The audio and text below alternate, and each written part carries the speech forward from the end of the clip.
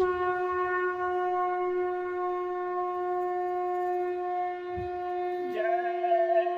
गुरुदेव। जय गुरुदेव।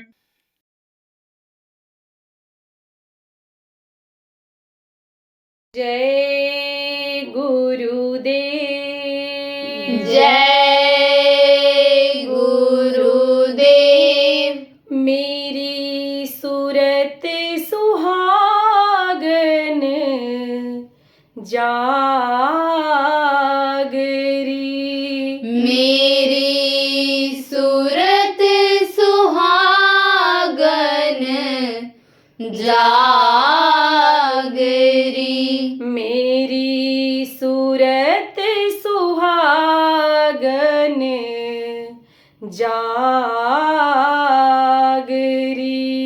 मेरी सूरत सुहागन जागरी। क्या तू सोवे मोह नींद में, क्या तू सोवे मोह नींद में, उठ के भजन में लागरी, उठ के भजन में लागरी। मेरी सूरत सुहागन जागरी, मेरी सूरत सुहागन जागरी। अनहद शब्द सुनो चित दे के, अनहद शब्द सुनो चित दे के, उठत मधुर आवाज री, उठत मधुर आवाज री।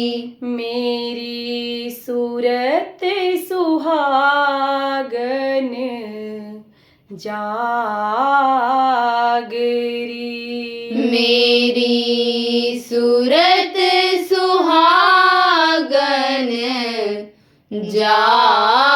जागरी। चरण शीश धरी विनती करियो, चरण शीश धरी विनती करियो, पावेगी अटल सुहागरी,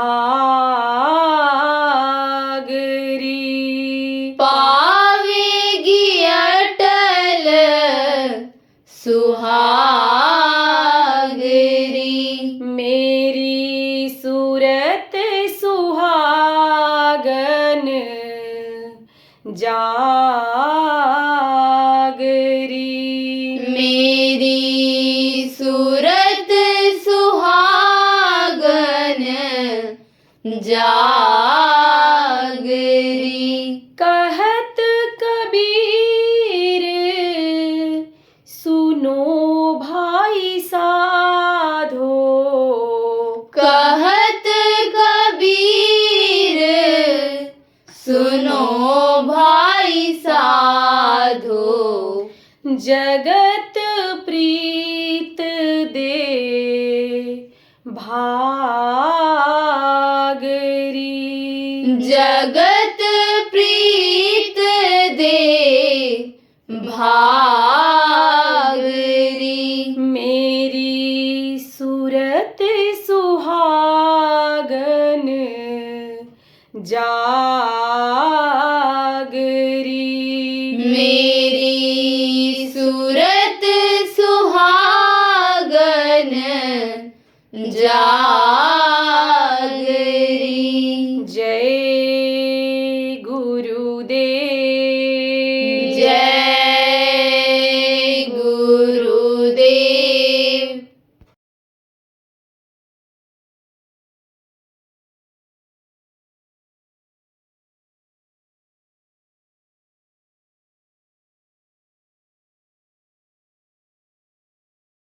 धर्म क्या है इसको समझ नहीं पाती।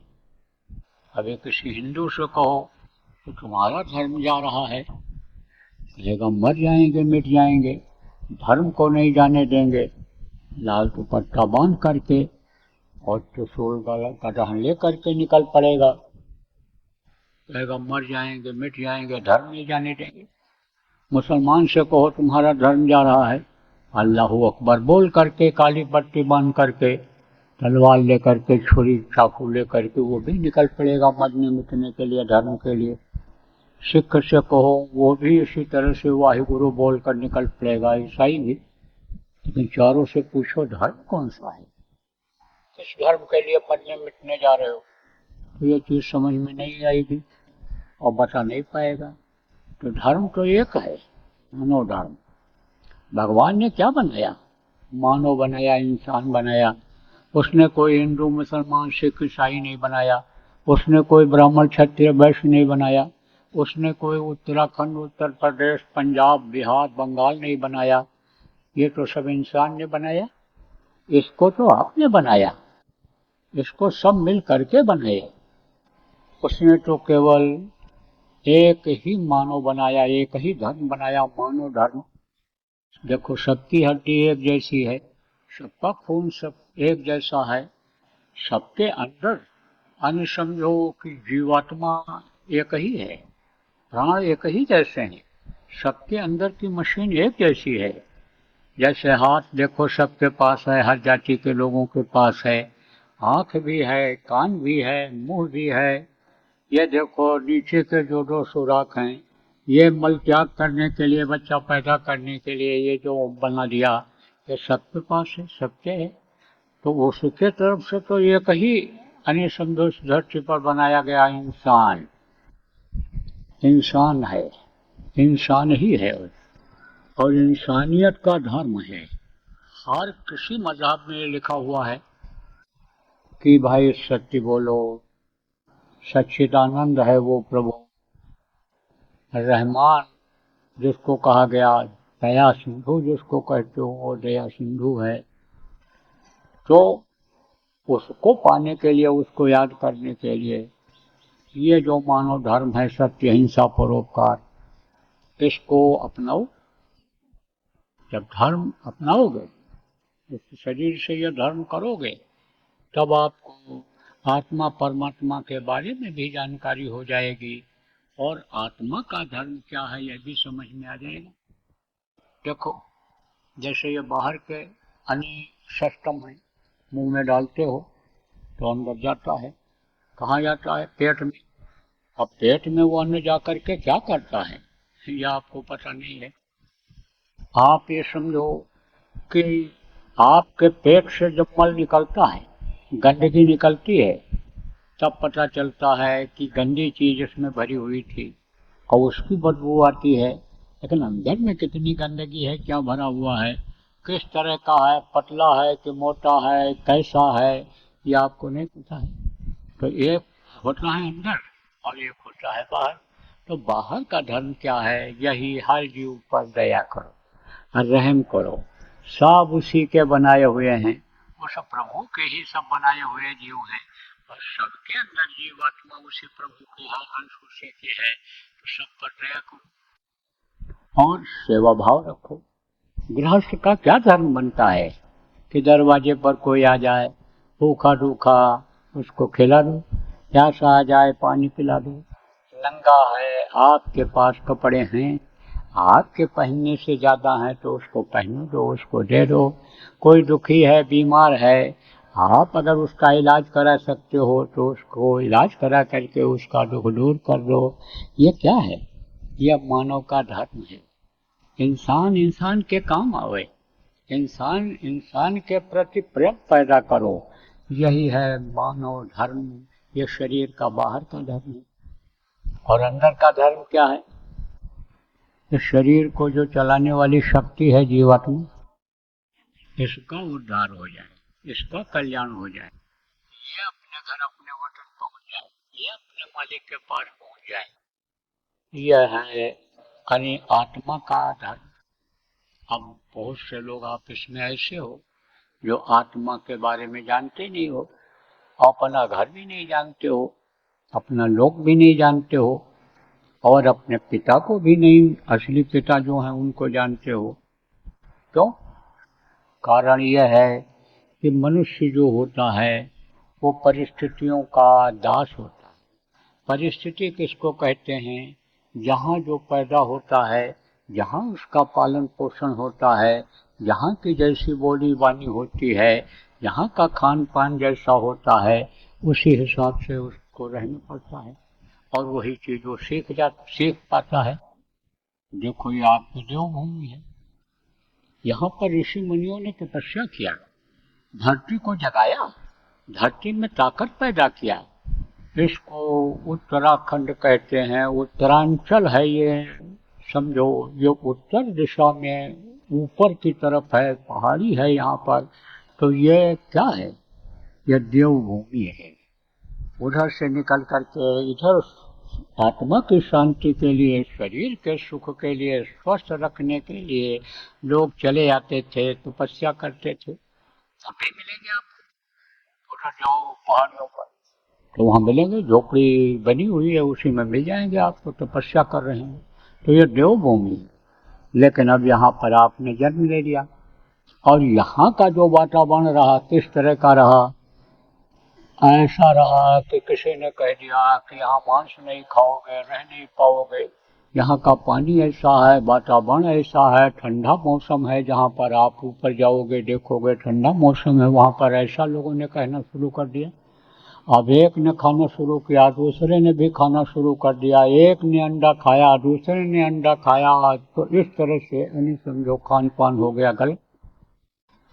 अब जैसा खाओ अन्न वैसा हो मन, जैसा पियो पानी वैसे ही हो वाणी। आप लोग सुने होंगे महाभारत में भीष्म पितामह थे, भीष्म पितामह की भी मौत हुई थी, क्योंकि जो लोग इस धरती पर पैदा होते हैं सबको इस दुनिया संसार को छोड़ करके जाना पड़ता है। चाहे महापुरुष रहे हों, इनको राम भगवान कहा गया, कृष्ण भगवान कहा गया, और चाहे वो योगी योगेश्वर कोई रहे हों, चाहे ये संत रहे हों, चाहे ये वीर योद्धा रहे हों, चाहे राजा महाराजा रहे हों, सबको छोड़ करके जाना पड़ा। और आपको भी हमको भी छोड़ कर जाना पड़ेगा। जिस चीज को आप भूल रहे हो उसको मैं आज आपको याद दिला रहा हूँ कि हमको आपको भी एक दिन ये दुनिया संसार छोड़ करके जाना पड़ेगा। ये श्वास मिले हैं खर्च करने के लिए, जैसे ये श्वास पूरा हो जाएगा ये शरीर धड़ाम से गिर जाएगा, कहीं भी रहेगा, अन्य समय लोग घर तक नहीं पहुंच पाएगा, वहीं ये धड़ाम से गिरेगा। और देख करके लोग यही कहने लगेंगे अब ले जाओ जलाओ, नहीं तो मिट्टी खराब हो जाएगी। मृत्युलोक में होने के कारण भीष्म पितामह को शरीर छोड़ना पड़ा। तो बाणों की शैया पर लेटे हुए थे, प्रयाश्चित कर रहे थे। प्रयाश्चित करने से भी कर्म करते हैं। देखो न जानकारी में कोई भूल हो गई, गलती हो गई न जानकारी में, तो उसकी माफी हो जाती है। जैसे कान पकड़ा, उठा बैठा आदमी, नतमस्तक कर करके चलता था, तो प्रयाश्चित हुआ कि नहीं हुआ? तो प्रयाश्चित करने से माफी होती है। कर्म करते हैं तो वो अपने कर्मों को काटने के लिए बाण के शैया पर, शैया किसको कहते हैं? बिस्तर, एक तरफ से ऐसे बाण लगे हुए थे, तीर जिसको कहते हो, उसी पर लेटे हुए थे। अपने समय का इंतजार कर रहे थे कि हमारे श्वास जब रुकें तो हमारा प्राण निकले। तो उस समय पर मरते समय आदमी को कोई लोभ लालच नहीं रह जाता है, अहंकार नहीं रह जाता है किसी बात का। वो तो समझ लेता है कि अब ये जो भी चीज़ें हमारी हैं अब ये हमारी नहीं रहेंगी। जो भी हमने धन दौलत इकट्ठा किया, घर मकान जो हमने बनाया, पुत्र परिवार हमारा ये जो है, ये अब कोई हमारे काम आने वाला नहीं है। कि जब आदमी निराश हो जाता है या मौत उसको सामने दिखाई पड़ती है, तब उसका मोह इधर दुनिया से खत्म हो जाता है। तो ज्ञान को देना चाहिए, जो भी जानकारी हो, अनुभव हो, उसको बांटना चाहिए। तो उनके अंदर जो अच्छी अच्छी बातें थी उनको वो बता रहे थे। कौन? भीष्म पितामह। तो द्रौपदी ने देख करके हंस दिया, उनकी आवाज को सुन करके हंस दिया। तो भीष्म ने कहा, तू द्रौपदी क्यों हंस रही है? बोले, ऐसे ही महाराज हंस दिया। बोले, नहीं, तेरे हंसने में भी राज हुआ करता है। हंस करके तो तूने इतना बड़ा महाभारत करा दिया। बोल द्रौपदी, तू क्यों हंस रही है? तब द्रौपदी ने कहा, मरते समय इस समय आप बहुत अच्छी अच्छी बात बता रहे हो, लेकिन ये बात उस समय कहाँ चली गई थी? ये ज्ञान, ये उपदेश, ये बुद्धि आपकी वहाँ कहाँ खराब हो गई थी? उस समय क्या हो गया था आपको, जब दुशासन हमको नंगी कर रहा था, चीर खींच रहा था? सभा में आप भी विराजमान थे, लेकिन आप उठ तक नहीं किए। तो यह ज्ञान उस समय आपका कहाँ चला गया था? तब भीष्म पितामह ने कहा, द्रौपदी तो ठीक कह रही है, मेरी बुद्धि उस समय भ्रष्ट हो गई थी। भ्रष्ट किसको कहते हैं?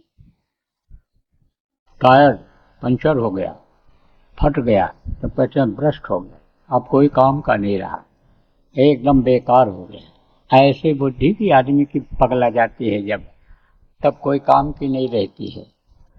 तो उन्होंने कहा उस समय मेरी बुद्धि भ्रष्ट हो गई थी, क्योंकि मैं दुर्योधन का अन्न खाता था। अन्न का इतना बड़ा असर होता है, कहा गया जैसा खाओ अन्न वैसा हो नहीं, और जैसा पियो पानी वैसी होवे बानी। अब आप सोचो कि ये मनुष्य शरीर जो है, ये आपको क्या खाने के लिए बन दिया गया है? ये फल फूल और ये मेवा मिष्ठान खाने के लिए मिला है, ये जड़ चीज़ों को खाने के मिला है, गेहूँ धान चना ज्वार बाजरा, और इसको जो मिला है इसको न खा करके और स्वार्थ के असर से यानी मांस अगर कोई खाने लग जाए तो बुद्धि कहाँ से सही रहेगी? फिर अच्छे बुरे का कोई ज्ञान हो पाएगा? नहीं हो पाएगा। बुद्धि नहीं काम करती है तो कहते हैं पागल हो गया, ये अपना मल खा लेता है, लेट्रिन करता है, नहीं दिमाग काम करता, बुद्धि नहीं है, उसी को खाने लग जाता है, तब उसको क्या कहते हैं? बुद्धि खराब हो गई, पागल हो गए। तो अब आप ये समझो, बुद्धि जब खराब हो जाती है आदमी की, तब धर्म कर्म उसके समझ में नहीं आता है, और कर्म धर्म से अलग हो जाता है, और कर्म उसके हो जाते हैं खराब। तो धर्म जब समझ में नहीं आता है तो धर्म ही पर से सब टिका हुआ है, ठहरा हुआ है, धर्म पर ही टिका हुआ है। क्योंकि धर्म ये कहाँ से आया है? ऊपर से आया है। इसका जो विस्तार हुआ है ऊपर से हुआ है। कहाँ से हुआ है? यह समझो, ये मृत लोक है, इसके ऊपर में भी देवलोक हैं, और उस समझो देवता का लोक 33 करोड़ दुर्गा, 10 करोड़ शंभू, ये देवता हैं, इनके लोक हैं। उसके बाद में शिव लोक है, ब्रह्मा लोक है, विष्णु लोक है, आद्या यानी इनकी माँ का लोक है, इनके पिता ईश्वर का लोक है, ब्रह्म लोक है, पार ब्रह्म लोक है, सत्य लोक है, अलख लोक है, अगम लोक है और अनामी लोक है। सबसे ऊंचा लोक कौन सा है? अनामी लोक है। तो वहीं से सारा ये विस्तार हुआ है हर चीज का। तो समझो प्रेमियों कि बुद्धि यानी ये प्रमुख होती है, और बुद्धि जब खराब होती है तब आदमी के समझ में जल्दी नहीं आता है। तो अब आपको बताऊंगा कि ये जो कर्म होते हैं, शरीर से जो कर्म होते हैं, वो समझो आपकी जमा होते हैं। कहाँ जमा होते हैं? अंतरात्मा में जमा होते हैं। करते हो शरीर से, लेकिन वो अंदर में जमा होते हैं। तो कुछ फल तो मिल जाता है उसका यहीं पर, अच्छे बुरे का। जैसे कोई आप समझो कि भूखे को खिला दे, प्यासे को पानी पिला दे, रहने के लिए कोई यानी समझो कि चाहता है कि हमको आराम करने की जगह दे दे, तो लोग कहते हैं बड़े दयालु हैं, बहुत अच्छे, उनको सम्मान नहीं करते। और कोई छीन करके खा ले, मार करके खा ले, जबरदस्ती कब्जा कर ले, तो कहते हैं बेकार आदमी, उनकी कोई इज्जत रहती है। हाँ, उनको अगर वो प्यासे हो तो कोई पानी भी जल्दी नहीं देता है, तो कुछ सजा तो यहाँ मिल जाती है, अच्छे और बुरे। और कुछ ये शरीर छोड़ने के बाद मिलती है सजा। शरीर छोड़ने के बाद ये सजा मिलती है। शरीर सबको छोड़ना पड़ता है और उस समय कर्मों का हिसाब होता है, अच्छे और बुरे कर्मों का हिसाब होता है। जब बच्चा पैदा होता है उसी समय दोनों कंधे पर बैठा दिए जाते हैं और वो लिखते रहते हैं अच्छा और बुरा।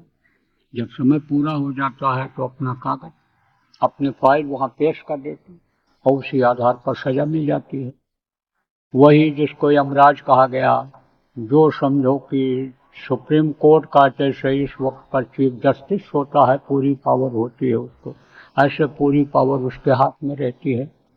यहाँ जैसे नियम है कि जज लोग बैठे रहते हैं, वो फैसला करते हैं, सजा बोलते हैं, वो यानी कर्मों की, जो कर्म किया आदमी, चोरी किया, व्यभिचार किया, कत्ल किया, मारपीट किया, ये सब सजा अलग से बनी हुई है कि इसकी इतनी सजा, इसकी इतनी सजा। तो जैसे यहाँ सजा बोलता है ऐसा वहाँ भी सजा बोलता है और फिर वो नरकों में डाल देता है। मारे जाते, काटे जाते, सड़ाए जाते, गलाए जाते, तपाए जाते। उसके बाद में कीड़ा मकोड़ा, सांप गोजर बिच्छू के शरीर में यही जीवात्मा यानी समझो कि बंद कर दी जाती है।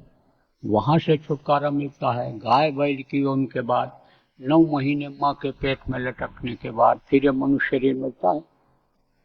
आपको मैं जीवात्मा परमात्मा के बारे में चर्चा कर रहा था, बताने के लिए कह रहा था। तो ये जो जीवात्मा है यह प्रभु की अंश है। ये जब बच्चा 5 महीना 10 दिन का हो जाता है तब माँ के पेट में डाल दी जाती है। यही पूरे शरीर को अंदर में बनाती है, इसी के ताकत से बनता है यह शरीर। माँ के पेट में ये जो जल, पृथ्वी, अग्नि, वायु और आकाश है, इसको पंच तत्व कहा गया है। पंच तत्व में विलीन हो गए। पंचरत्न यानी पंच रचित यह अधम शरीरा, क्षित जल पावक गगन समीरा कहा गया। ये 5 तत्व इसको बनाते हैं और यही 5 तत्व निकल जाते हैं जब इस शरीर के अंदर से, तब कहते हैं पंच तत्व में शरीर विलीन हो गया आखिरी वक्त। क्योंकि हवा अग्नि निकल करके हवा अपने भंडार में चला जाता है, अग्नि में समा जाती है, पृथ्वी तत्व में समा, ये सारे निकल जाते हैं और इसी से यह शरीर चलता है। और शक्तियाँ माँ के पेट में होती हैं। जन्म अष्ट प्रणामी विद्युत, ये माँ के पेट में 9 महीने में बच्चे को बना करके तैयार करते हैं और फिर ये बच्चा बाहर निकलता है। जीवात्मा जो डाली गई वो जीवात्मा अब तब से बराबर रहेगी। कब तक रहेगी? जब तक श्वास जो खर्च करने के लिए 96 करोड़ दिए गए हैं वो शरीर में रहेंगे, वो ताकत रहेगी श्वासों की, तब तक ये शरीर चलेगा। और उसी श्वास से ही जो 10 प्रकार के प्राण हैं वो प्राण आपके समझो इसमें काम करेंगे शरीर में। और फिर उसके बाद में श्वास जब खत्म हो जाएगा, 21,600 श्वास जो रोज आदमी खर्च करता है वो पूरा हो जाएगा। तब यानी इसी अनुपात में 96 करोड़ सांसों की पूंजी जब खत्म हो जाएगी तो यह शरीर खाली करना पड़ेगा, यह छोड़ देना पड़ेगा। तो जीवात्मा ही इसको चलाती है। परमात्मा की है अंश, इतनी छोटी है कि इसको आप इन बाहरी आंखों से देख नहीं सकते हो। यही जीवात्मा, जैसे मैंने बताया कि जब आदमी अपने मनुष्य शरीर पाने का मतलब नहीं समझ पाता है, आखिर में सजा इसको जब मिल जाती है, तब यही कीड़ा में, मकोड़ा में, सांप गोजर बिच्छू में, आसमान में उड़ने वाले पक्षियों में, जमीन के नीचे रहने वाले कीड़ों में बंद कर दी जाती है। अब आप सोचो कितनी छोटी होती होगी, बहुत छोटी होती है। और जिस रास्ते से डाली जाती है, जिस सुराख से डाली जाती है, आखिरी वक्त पर उसी सुराख से निकलती है। अब प्रार्थना किया जाता है ना, क्या लेकर तू आया जग में, क्या लेकर तू जाएगा, सोच समझ ले रे मन मूर्ख, आखिर में पछताएगा। जिस सुराख को आप देख नहीं सकते हो इन बाहरी आंखों से, उस सुराख से दुनिया की चीजें जो आंखों से देखते हो, इसको कैसे ले जा सकते हो? कुछ नहीं ले जा सकते। कहते नहीं, हाथ पसारे आए थे, हाथ पसारे चले गए, नंगे पैदा हुए, नंगे ही करके शमशान घाट भेज दिए जाओगे। तो सच पूछो तो लेकर आए, लेकर तो कुछ जा ही नहीं सकते, लेकिन लेकर आए। जब नंगे पैदा हुए तो कहाँ रख करके लाए? कोई अटैची बैग लेकर आए माँ के पेट से, कि कोई सूट वूट पहन करके आए? अरे कोई चड्डी बनियान पहनकर राष्ट्रपति का, प्रधानमंत्री का बेटा पैदा हुआ, सेठ साहूकार का बच्चा कोई सूट वूट पहन करके पैदा हुआ? अरे कोई भी बच्ची ये सलवार फ्रॉक या ये जो धोती ब्लाउज होता है इसको पहनकर पैदा हुई? कोई नहीं, सब नंगे पैदा होते, सब एक जैसे ही पैदा होते, सब एक ही जैसे रोते हुए पैदा होते हैं, लेकिन मुट्ठी सबकी बंधी रहती है। ऐसे रहता है बच्चे का हाथ, मुट्ठी में लेकर आए हो। क्या लेकर आए हो? 4 पदार्थ का, ताकि अर्थ धर्म काम और मोक्ष। तो मैं तो आपको असली धर्म के बारे में बताऊंगा। किस धर्म के बारे में? आप समझो कि जीवात्मा के धर्म के बारे में कि असला धर्म क्या है। मुट्ठी में क्या लेकर के आए हो? कि इस जीवात्मा को अपने वतन, अपने मालिक के पास पहुंचाओ। जिसकी यह अंश है जीवात्मा, जो शरीर को चलाती है, ये वहां पहुंच जाए। इस शरीर के पाने का अर्थ यह है कि इसके अंदर जो बैठी हुई जीवात्मा है दोनों आंखों के बीच में, इसको उस प्रभु के पास पहुंचाओ जहां आपका घर है। जहां पहुंचने के बाद आपको वहां से निकाला नहीं जाना होगा। अपने घर से कोई आपको निकाल सकता है? नहीं निकाल सकता है, लेकिन किराए के मकान में जब आप रहते हो तो मालिक उसको निकाल देता है। आप देखो अपने ही देश में रहो तो वहाँ आपका यह अधिकार रहता है कि अपने देश में आप रह सकते हो, निकाल नहीं सकते हो। दूसरे देश में आप चले जाओ, जब चाहे वो तब निकाल दे। तो जब अपने घर ये जीवात्मा पहुँच जाती है तब फिर वहाँ से वापस इधर दुख झेलने के लिए नहीं आती है। तो असला धर्म क्या है कि जीवात्मा को अपने वतन, अपने मालिक के पास पहुँचाओ।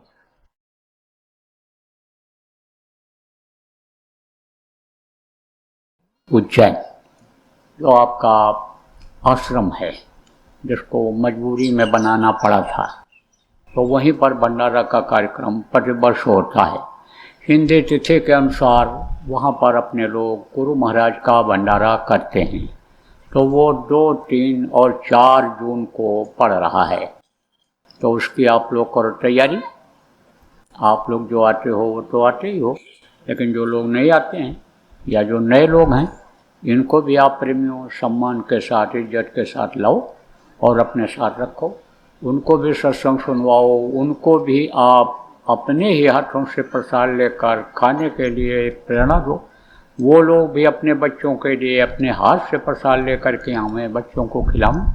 आपको मालूम है पुराने लोगों को कि भंडारे का प्रसाद फलदायी होता है, हर तरह से फायदा करता है। इसलिए कार्यक्रम भंडारे का तो छोड़ना ही नहीं चाहिए। संकल्प बनाओगे, गुरु महाराज को याद करोगे, गुरु महाराज आपको खींच लेंगे, बुला लेंगे। तैयारी करो, मन बनाओ, संकल्प बनाओ आपको, तो भंडारे की करो तैयारी। जय गुरुदेव। सरकारी व गैर सरकारी अनुदान के लिए बिना सत्संगियों के सहयोग द्वारा जनहित के कार्यों में लगी हुई बाबा जय गुरुदेव धर्म विकास संस्था का मुख्यालय पिंगलेश्वर रेलवे स्टेशन के सामने मक्सी रोड, उज्जैन, मध्य प्रदेश में है। यहाँ पर सत्संग व नामदान का कार्यक्रम होता रहता है। अतः आप श्रोताओं से अनुरोध है कि बाबा उमाकांत जी महाराज के आश्रम उज्जैन एक बार परिवार सहित जरूर पधारिएगा। आपके सुझाव के लिए व्हाट्सएप नंबर 9575600700। जय गुरुदेव।